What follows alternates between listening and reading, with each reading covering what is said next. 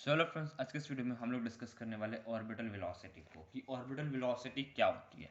तो ये एक टॉपिक है क्लास 11th के अंदर। तो आओ आज इस टॉपिक को एक बार डिस्कस करते हैं कि ऑर्बिटल वेलोसिटी क्या होता है। अब देखो, ऑर्बिटल वेलोसिटी सिंपली क्या होता है। ये एक टाइप की ऐसी वेलोसिटी होती है जिससे हम कोई भी जो सैटेलाइट होती है उसको ऑर्बिट में भेज सकते हैं। मतलब ऑर्बिट मतलब क्या, अपने अर्थ का जो ऑर्बिट होता है, जो गोल गोल जिधर हम हमारे जो मून जहाँ पे गोल गोल चक्कर लगाता है हमारे मून के, वो एक उधर एक ऑर्बिट है। तो हमारा ऑर्बिट में जाने के लिए जो वेलोसिटी लगती है उसे ऑर्बिटल वेलोसिटी कहते हैं। तो सिंपली इसकी एक डेफिनेशन मैं लिखवा देता हूँ आपको। देखो, it is the velocity required to put a satellite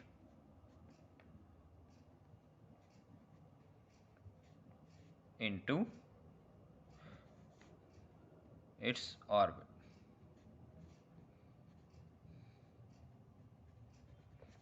तो सिंपल सी ये इसकी डेफिनेशन मैंने लिखवा दी है। अब इसमें ना हमें काफ़ी बार इसका एक डायग्राम भी पूछा जाता है। तो देखो, मैं डायग्राम से अच्छे से समझा देता हूँ। और इसके अंदर कुछ हमसे चीज़ें पूछी जाती है कि वेलोसिटी कितना, मतलब वेलोसिटी का इसमें फॉर्मूला क्या निकलेगा, टाइम पीरियड कैसे निकाल सकते हैं, हाइट कैसे निकाल सकते हैं। एग्जाम में पूछा जाता है, इनकी डेरिवेशन पूछी जाती है। तो आओ मैं आपको वो भी समझाता हूँ। सबसे पहले इसका डायग्राम समझ लो, ठीक है। सिंपली इसको आपको डायग्राम, मतलब एग्जाम में अगर आता है, मतलब आपके स्कूल में बनाया, तो आप सिंपल इसमें डायग्राम भी बना सकते हो, कोई दिक्कत नहीं है। तो सिंपली देखो, ये अर्थ है हमारी, ठीक है। इसके बाहर ये है एक ऑर्बिट जिसके अंदर हमारा सैटेलाइट ट्रैवल कर रहा है। ये एक सैटेलाइट मान लो। तो ये अर्थ का सेंटर है। यहाँ से यहाँ तक, यहाँ से यहाँ तक अर्थ का सेंटर का हो गया रेडियस आर। और फिर यहाँ से यहाँ तक इसकी होगी हाइट। समझ गए। इसका मास ले लो m और इसका मास ले लो स्मॉल m। समझ गए। इतना सिंपल है भाई। देखो, काफ़ी ज़्यादा सिंपल है। बस ये इसके चौथे तरफ घूमता है। इसका कैपिटल एम इसलिए क्योंकि इसका मास ज़्यादा है, इसका स्मॉल एम क्योंकि इसका मास कम है।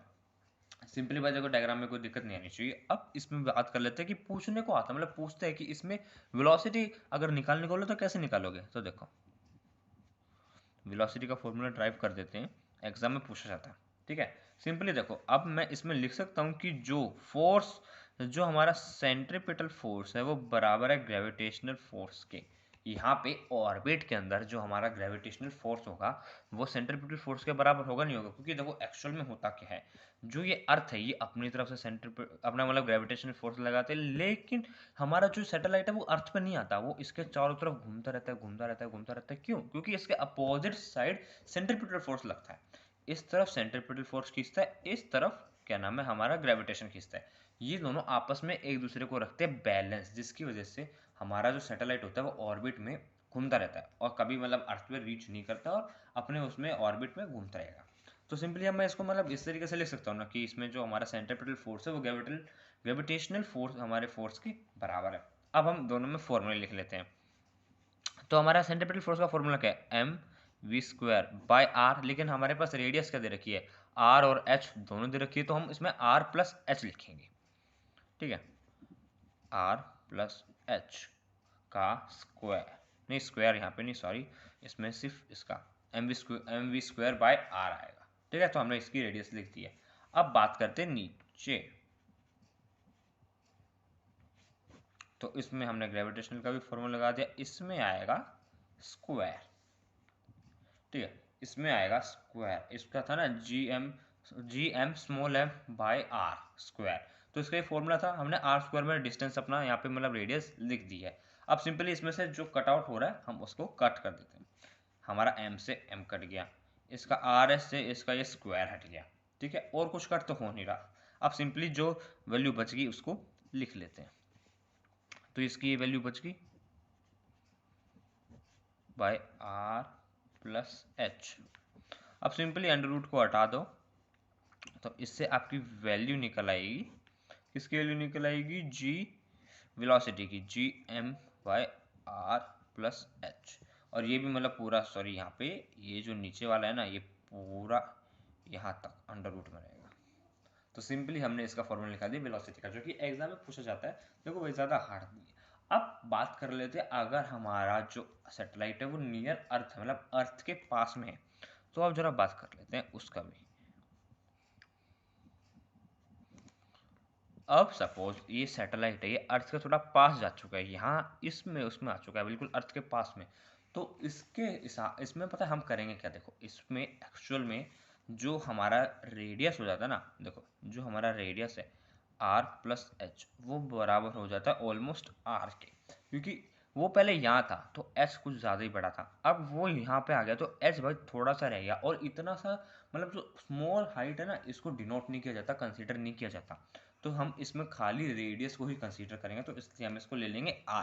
तो फाइनली मतलब वेलोसिटी का ये फॉर्मूला है, ये सिंपली ऐसे लिख दो gm, बाकी हमने r लिख दिया है, तो इसमें r की वैल्यू पुट कर देते हैं। अब आपने वो सुना होगा कि जो स्मॉल g ग्रेविटी वो किसके बराबर होती है, gm बाय r स्क्वायर के बराबर होती है, इतना तो मालूम ही होगा। अब अगर मैं इसके अंदर gm की वैल्यू निकालूं तो कैसे निकलेगी, सीधा r स्क्वायर को अगर मैं ऊपर भेज दूं तो ऐसे करके gm की वैल्यू हमारी फाउंड आउट हो जाती है। अब ये gm की वैल्यू यहाँ पे पुट कर दो,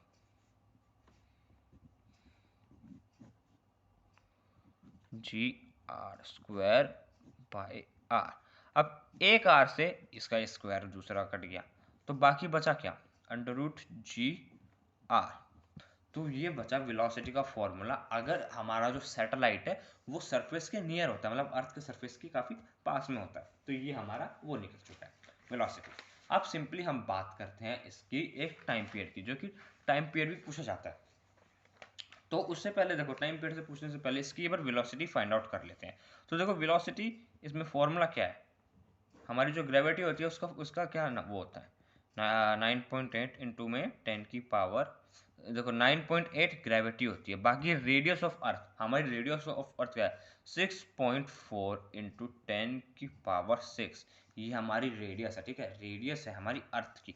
अब अगर आप इन दोनों को जब मल्टीप्लाई करते हो ना, आपकी पता है कितनी वेलोसिटी निकलती है, 9 पॉइंट मतलब 7.92 किलोमीटर पर सेकेंड। तो इसका मतलब क्या हुआ कि हमारा जो स्पेस में ऑर्बिटल वेलोसिटी होनी कितनी चाहिए, इतनी 7.92 किलोमीटर पर सेकेंड वेलोसिटी होनी चाहिए हमारी किसी भी सैटेलाइट की जो कि स्पेस में ट्रैवल कर रहा है, ठीक है, इतना समझ आ गया होगा। आओ अब बात कर लेते हैं हमारी टाइम पीरियड की भी। तो देखो टाइम पीरियड की अब बात कर लेते हैं, तो सेकेंड टॉपिक टाइम पीरियड। तो फिलहाल हम टाइम पीरियड कैसे निकाल सकते हैं, देखो टाइम का हम एक मिनट ये जान सकते हैं, देखो स्पीड का फॉर्मूला क्या होता है, डिस्टेंस बाय टाइम। अगर हम टाइम को इधर भेजे तो डिस्टेंस बाय स्पीड हमारा टाइम का फॉर्मूला निकल आएगा। तो सिंपली देखो अच्छे से देखना, अब ज़रा ध्यान से देखना, काफ़ी ज़्यादा इंपॉर्टेंट चीज़ मैं आपको बताने वाला हूँ।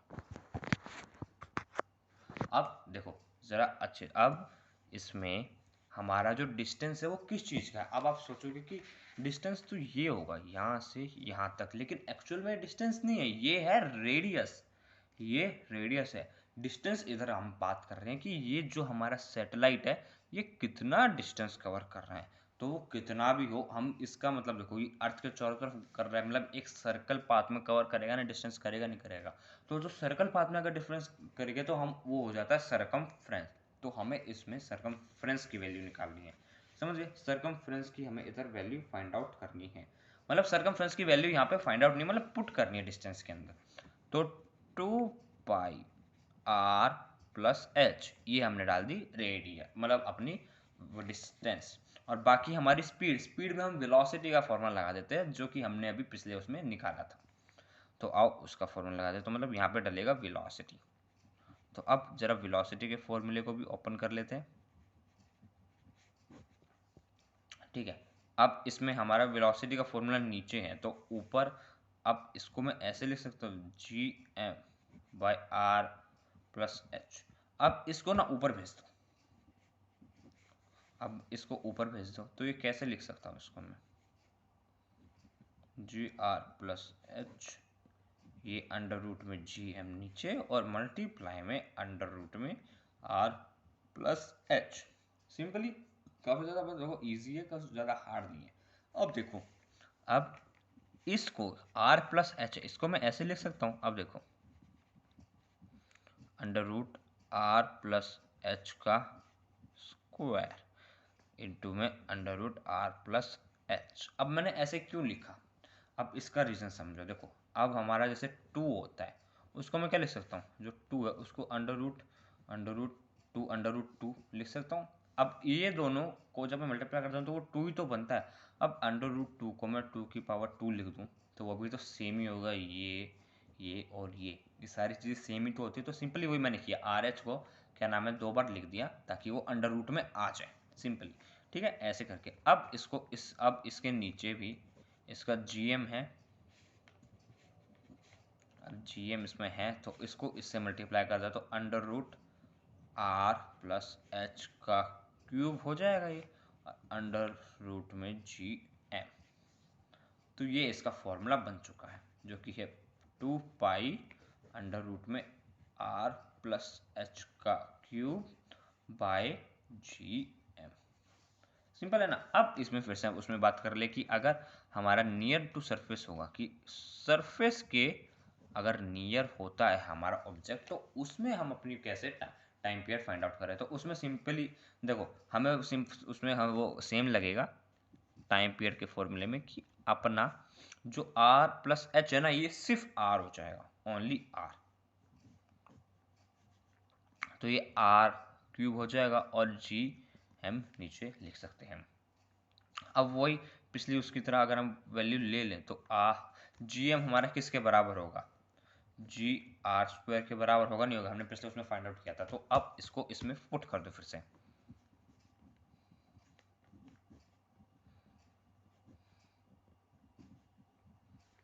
ठीक है, अब देखो इसमें ये आर स्क्वायर है, इससे ये कट गया तो एक आर ऊपर बच गया। तो अब हमारी वैल्यू क्या निकली, 2 पाई आर बाई जी। अब इसमें ना वैल्यू पुट कर दो, 2 की 2 पुट कर दो, पाई की 3.14 पुट कर दो, रेडियस हमें मैंने बताया हुआ था 6.4 इंटू 10 की पावर 6, और हमारी ग्रेविटी तो सबको पता है 9.8। अब जब इस चीज़ को सॉल्व करोगे ना तो हमारा जो टाइम पीरियड होगा ना ऑलमोस्ट 4.6 मिनट का निकलेगा, 4.6 मिनट्स का। ठीक है, इतना सिंपल ही आ गया होगा। ठीक है, इतना तो सिंपल है भाई। अब इतना मतलब ये हमने वेलोसिटी निकाल दी है नियर टू द सरफेस, और ये वैसी कि ऊपर अगर ऑर्बिटल में हमारी ट्रैवल कर रही है तो बाकी आपको डाउट नहीं आना चाहिए। अब हम एक लास्ट टॉपिक को डिस्कस कर लेते हैं, हाइट के बारे में। तो हाइट देखो, इस हाइट में ना कुछ वो नहीं होने वाला कि अब जैसे मैं हर बार नियर टू सरफेस करता हूँ, इसमें हाइट में सरफेस होगा नहीं, क्योंकि अब हम बात कर रहे हैं इस हाइट की। नियर टू द सरफेस में तो हाइट रहेगी नहीं, तो उसको क्यों निकालना, तो सिंपल इसमें हाइट निकालनी। तो इसमें ना हम अपना डिस्टेंस, ये जो टी का फॉर्मूला है ना टाइम पीरियड का, ये ले लेते हैं। तो ये हमारा क्या था, 2 pi under root R plus H का cube divided by G M. ठीक है, अब पता है क्या करो, स्क्वायर कर दो दोनों की साइड। इससे देखो स्क्वायर करने से होगा क्या, स्क्वायर करने से ये अंडर रूट हट जाएगा जो कि हमें हटाना है। तो स्क्वायर कर दो तो ये हो जाएगा 4 पाई का स्क्वायर आर प्लस एच का क्यूब इंटू में डिवाइडेड बाई जी एम। इतना समझ आ गया। अब क्या नाम है, इधर तो समझ आ गया होगा। अब हमें इधर की तरफ क्या वैल्यू चाहिए, एच निकालना, एच को इधर रखो, बाकी सब शिफ्ट उधर कर दो। तो टी स्क्वायर इंटू में जी एम बाय 4 पाई का स्क्वायर और ये आर प्लस एच का स्क्वायर मतलब क्यूब। ठीक है, इतना समझ आ गया होगा। अब सुनो, ये जो पावर है ना, आप ध्यान से सुनना, ये अगर मैं ये पावर यहाँ से हटाऊंगा ना, ये पावर यहाँ से मैं हटाना चाहूँगा, मतलब अगर ये पावर जैसे आप करते नहीं हो कि यहाँ पे अगर ये पावर है तो उधर जाने के लिए अंडर रूट, अगर ये 2 होती तो अंडर रूट आ जाता है।